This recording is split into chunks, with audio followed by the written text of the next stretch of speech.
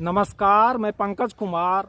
बिहार विधानसभा 2025 का चुनाव परिणाम आने लगा है और अभी जिस वक्त हम ये वीडियो रिकॉर्ड कर रहे हैं, चुनाव आयोग के वेबसाइट के हिसाब से अभी दिन के 11 बजे तक जेडीयू 82 सीट पे बढ़त बनाए हुए है।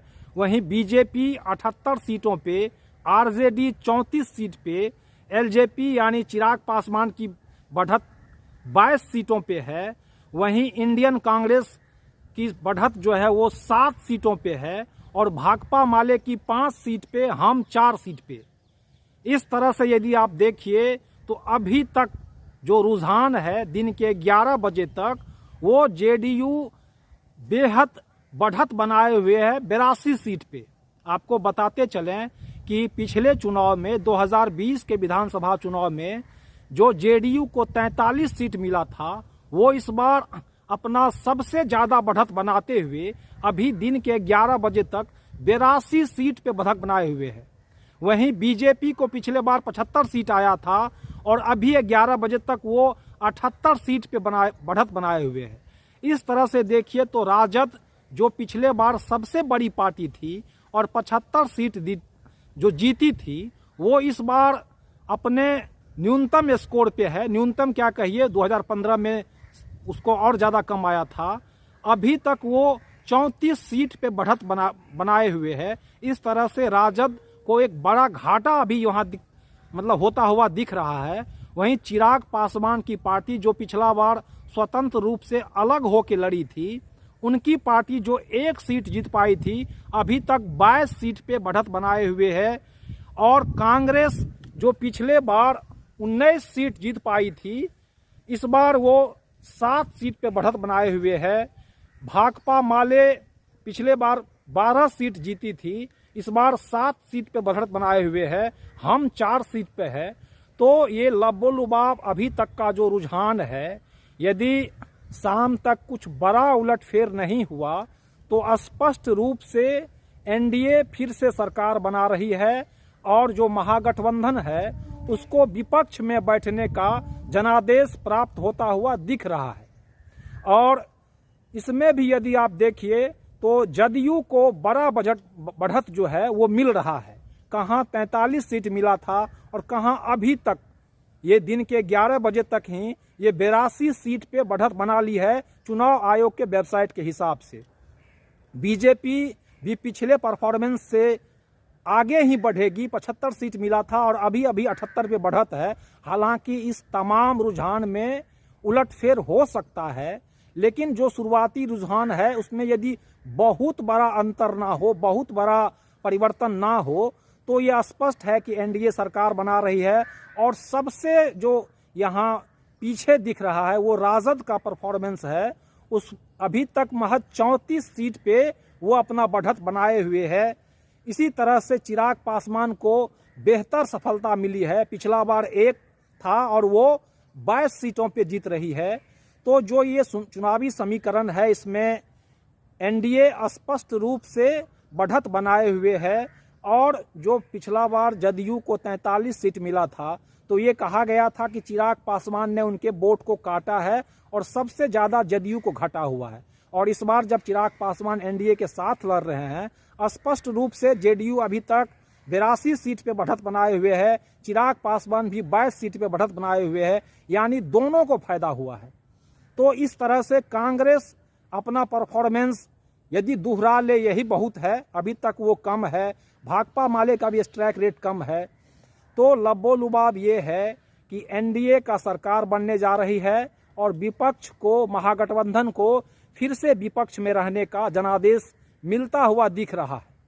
और जिस तरह से चुनाव से पहले नीतीश कुमार के स्वास्थ्य को लेकर कयास लगाए जा रहे थे, ये कहा जा रहा था कि उनका स्वास्थ्य ठीक नहीं है, और चुनावी मैनिफेस्टो जिस तरह से 1 मिनट का फोटो खिंचा के वो खत्म कर दिया गया था, मैनिफेस्टो के नाम पे बस औपचारिकता पूरा हुआ था, मुख्यमंत्री का औपचारिक चेहरा भी घोषित नहीं किया गया था। इन सब के बीच भी यदि एनडीए बढ़त बना रही है, तो अब आगे इसका राजनीतिक समीक्षक बेहतर विश्लेषण करेंगे। लेकिन प्रथम दृष्टया जो अभी दिख रहा है वो एनडीए का बिहार विधानसभा चुनाव परिणाम आ रहा है। एनडीए जीत की ओर है, महागठबंधन हार की ओर। जीत की खुशी और हार का गम उनका है जो चुनाव लड़ने का खेल खेल रहे थे। आप तो हौसला बढ़ाने के लिए नाच रहे थे, उनका पर्चा बांट रहे थे, पिच पर कूद रहे थे, उनके चौके छक्के पर मैक्सिकन वेब बना रहे थे, दी गई डफली बजा रहे थे, सुना हुआ गाना गा रहे थे। दर्शक दीर्घा में जमे बिहार के नागरिकों, मैच समाप्त हुआ, घर चलिए। ट्रॉफी जिन हाथों में है वह आपका नहीं है। 4 रन या बड़े अंतर से जो हारा है वह आप नहीं हैं। आप दर्शक दीर्घा में हैं। यह लघुता का एहसास मत भूलिए। हाथ मलिए, काम पर चलिए। अब जो करना है यह बाकी लोग वो करेंगे। आप अभी संपूर्ण परिवर्तन के मूल में नहीं हैं। आपने एनडीए को बनाए रखा, ठस बिहार का अलग जगाए रखा। सरकार बिहार बदल सकती है, पर असली सरकारी लोग असरकारी नहीं होते। सरकारी प्रयास के माथे पर लगा पलायन, गरीबी और कुव्यवस्था का धब्बा नहीं हटेगा। असरकारी प्रयास करना होगा। बाप बड़ा ना भैया, सबसे बड़ा रुपया। रुपया भगवान नहीं, लेकिन भगवान से कम भी नहीं है। इस हाथ से दिया है, उस हाथ से वसूल लिया जाएगा है। और जाति की राजनीति, पक्ष और विपक्ष, एनडीए और महागठबंधन दोनों के तरफ से होता है। ये बिहार ही नहीं, देश की राजनीति का सच है। तो फिर क्या हुआ? अब यहाँ ये देखने वाली बात होगी कि जिस तरह चुनाव में आचार संहिता का उल्लंघन किया गया और एनडीए द्वारा जिस तरह से लास्ट में 30,000 करोड़ रुपए बांटे गए, खाते में डायरेक्ट पहुंचाया गया, इसका असर है। और इसमें सिर्फ एनडीए के तरफ से ही नहीं बांटा गया। एनडीए सत्ता में थी तो वो बांट दी। महागठबंधन की ओर से, तेजस्वी की ओर से भी हर घर नौकरी का वादा किया गया था। जो जीविका दीदी है उसको, जो सीएम है, कम्युनिटी मोबिलाइजर है, उसको सरकारी नौकरी करके 30,000 का वादा किया गया था। माय बहन योजना के तहत 2500 रुपये देने का वादा किया गया था। लेकिन जनता ने फिलहाल जो सत्ता में है और वो जो दे रही है, जो हाथ सो साथ, उस पे विश्वास की है। तो यहाँ से बिहार की राजनीति फिर से एक बार नई करवट ले रही है। वैसे तो आप दिख रहा है कि एनडीए की सरकार बनेगी, फिर से नीतीश कुमार, यदि सब कुछ ठीक रहा और जदयू बीजेपी का तालमेल रहा तो रिकॉर्ड 10वीं बार नीतीश कुमार फिर से बिहार के मुख्यमंत्री बनेंगे। और अपने लंबा काम का, लंबा पीरियड के हिसाब से तो वो पहले ही सबसे लंबा कार्यकाल तक बिहार के मुख्यमंत्री रह चुके हैं। इस बार वो 10वीं बार मुख्यमंत्री पद का शपथ लेके रिकॉर्ड बना सकते हैं।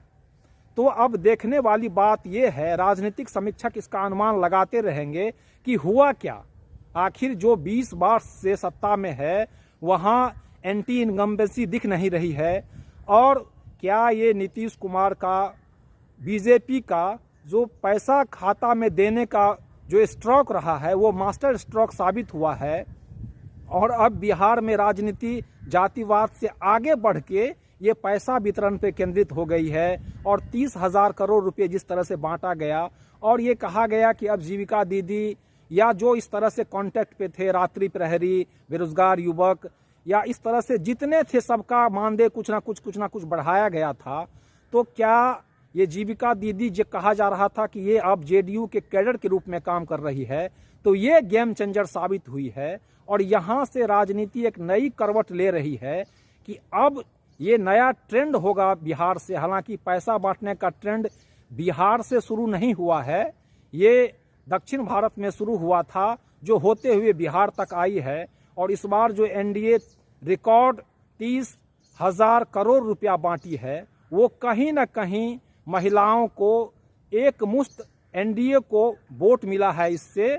और यहाँ सिर्फ जो राजनीतिक जानकार है उनका कहना है कि सिर्फ पैसा ही नहीं, जब से नीतीश कुमार सत्ता में आए हैं तो महिलाओं के लिए पंचायती राज में 50% आरक्षण, सरकारी नौकरी में 35% आरक्षण, इस तरह से। और जो साइकिल पोशाक योजना से जो शुरू हुई थी वो अभी, और जो खाते में पैसा डालने तक, इस तरह से एक बड़ा वर्ग तैयार हुआ नीतीश कुमार के फेवर में, जो कि इस बार भी घर से निकल के, और जैसे रिकॉर्ड वोटिंग हुआ था उसी समय से कयास लगाया जा रहा था कि कहीं ना कहीं ये एनडीए को वोट कर रही है। जो घर से निकली है महिलाएं, जिस तरह से लगभग 8% महिलाएं बढ़ चढ़ के भाग ली वोटिंग में, वो कहीं ना कहीं एनडीए को वोट देगी। और ऐसा होता हुआ दिख भी रहा है।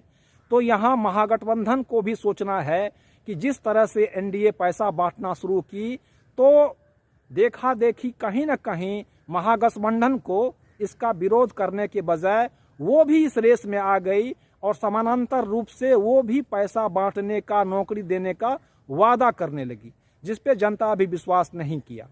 तो ये जो लब्बो लुबाब है वो यही है कि फिर से एनडीए सरकार बन रही है। यहाँ पे जो जनादेश है, जो अभी तक का रुझान है उसके हिसाब से, और विपक्ष में अभी महागठबंधन रहेगी।